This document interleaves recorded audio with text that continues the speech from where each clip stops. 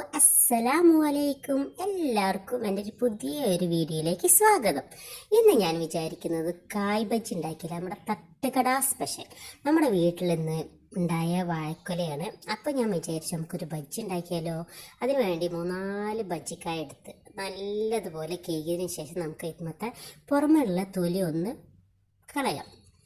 പിന്നെ എൻ്റെ വീഡിയോ ആദ്യമായിട്ട് കാണുന്നവർ ലൈക്ക് ചെയ്യാനും സബ്സ്ക്രൈബും ചെയ്യാനും മറക്കരുതേ. അപ്പം നല്ലതുപോലെ നമുക്കൊന്ന് വൃത്തിയാക്കി ചെയ്യാം. നല്ല സുഖമാണ് ഇത് കളയാനിട്ട്, നല്ല ഇതിൽ വലിച്ച നല്ലതായിട്ട് പോരും ചെയ്യും. അതിനുശേഷം നമുക്കൊരു പാത്രത്തിൽ കുറച്ച് വെള്ളം എടുക്കണം. അതിന് കറ ഉണ്ടാവും, നല്ലതുപോലെ കറ നമ്മുടെ കൈമിലാവും. അപ്പം അതിന് തന്നെ കുറച്ച് വെളിച്ചെണ്ണ കയ്യിലാക്കിയിട്ട് ചെയ്യുന്നതാണ് ഏറ്റവും നല്ലത്. ഞാൻ കുറച്ച് വെള്ളം എടുത്ത് വെച്ചിട്ടുണ്ട്, അതിലേക്ക് ഞാൻ ഇട്ട് കൊടുത്തിട്ടുണ്ട്. ഒന്നിട്ട് കൊടുത്ത് നല്ലതുപോലെ കഴിഞ്ഞ ശേഷം നമുക്ക് അതിലേക്ക് ഒന്ന് ചെത്തിയിട്ട് കൊടുക്കാം. നല്ല കനം കുറച്ചിട്ട് വേണം നമുക്ക് ചെത്താൻ, എന്നാലേ അതിൻ്റെ ഉള്ളിൽ വെന്ത് കിട്ടുള്ളൂ. അപ്പം ഞാനിത് ഓരോന്നോരോന്നായിട്ട് കനം കുറച്ച് ചെത്തിയിട്ട് കൊടുത്തിട്ടുണ്ട്.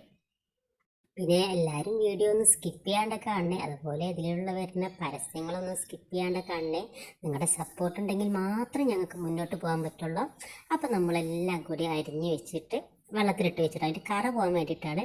നമുക്കിനി അതിലേക്കുള്ള മാവ് റെഡിയാക്കാം. അതിന് വേണ്ടി ഞാൻ പാത്രത്തിൽ കുറച്ച് കടല മാവ് എടുത്തിട്ടുണ്ട്. പിന്നെ നമുക്ക് അതിലേക്ക് മുളക് പൊടി ഇട്ട് കൊടുക്കാം. കായപ്പൊടിക്ക് പകരം ഞാൻ കായാണ് എടുത്തത്. കായപ്പൊടി കടയിൽ പോയപ്പോൾ കിട്ടിയില്ല. പിന്നെ കുറച്ച് മഞ്ഞൾപ്പൊടി, പിന്നെ ഉപ്പിട്ട് കൊടുക്കണം പാകത്തിന്. എന്നിട്ട് നല്ലതുപോലെ മിക്സ് ആക്കിയതിന് ശേഷം ഞാൻ പറഞ്ഞില്ലേ കായ വെള്ളത്തിലിട്ട് വെച്ചിട്ടുണ്ട്, അത് നല്ലതുപോലെ ഞൊണ്ടിയതിന് ശേഷം അതിൻ്റെ വെള്ളം നമുക്ക് അതിലേക്ക് ഒഴിച്ചു കൊടുക്കാം.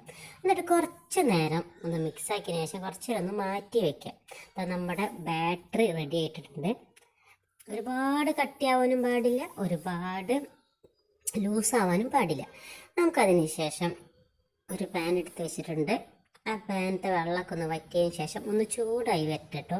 അതിന് ശേഷം ഞാൻ സൺഫ്ലവർ ഓയിലാണ് ഉപയോഗിക്കുന്നത്. അതൊന്ന് ഓയിലൊന്ന് ഒഴിച്ചതിന് ശേഷം ഒന്ന് ചൂടായിട്ട് വരട്ടോ.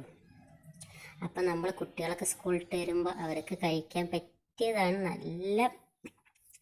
നല്ലതുപോലെ പൊട്ടി വന്നിട്ട് നമ്മൾ തട്ടുകടയിൽ നിന്ന് വാങ്ങുന്നത് പോലെ അതേ ടേസ്റ്റും തന്നെയാണ്. എന്നിട്ട് നമുക്ക് ആ മാവ് ഒന്ന് മുക്കി കൊടുത്തതിന് ശേഷം എല്ലായിടത്തും കഴിഞ്ഞ ശേഷം നമുക്കൊന്ന് പൊരിച്ചെടുക്കാം. അപ്പോൾ അവർക്ക് വൈകുന്നേരം വന്ന് വരുമ്പോൾ അത് കഴിക്കാൻ തന്നെ ചൂടോടെ നല്ലതുപോലെ പൊന്തിയും വന്നിട്ടുണ്ട്. അപ്പോൾ വേറെ അപ്പസോഡ വേറെ അങ്ങനത്തെ ഒരു കാര്യം നമ്മളിതിൽ ചേർത്തിട്ടില്ല. അപ്പോൾ അത് നല്ലതുപോലെ മുരിഞ്ഞ് വരുന്നുണ്ട്. 2 ഭാഗം മറിച്ചിട്ട് കൊടുക്കാം. നിങ്ങൾക്ക് എല്ലാവർക്കും ഇഷ്ടമല്ല ഈ കായ് ബജ്ജി തിന്നാൻ? എനിക്ക് നല്ല ഇഷ്ടമാണ്. കായ് ബജ്ജി, മുട്ട ബജ്ജി, അങ്ങനത്തെ കാര്യങ്ങളൊക്കെ നല്ല ഇഷ്ടമാണ്. അപ്പോൾ നമുക്കതെല്ലാം കൂടി മറിച്ചിട്ടൊന്ന് കോരിയിട്ട് കൊടുക്കാം. നമ്മുടെ സ്വാദിഷ്ടമായ തട്ടുകട സ്പെഷ്യൽ ബജ്ജി റെഡി ആയിട്ടുണ്ട്. ഈ ബജ്ജി ചെറിയ കായയുടെ വലിപ്പം കുറവാണ്, എന്നാൽ എല്ലാവരും ഒന്ന് ഉണ്ടാക്കി നോക്കണം. ഇഷ്ടപ്പെട്ട ലൈക്ക് ചെയ്യാനും സബ്സ്ക്രൈബ് ചെയ്യാൻ മറക്കരുതേ. Okay, by.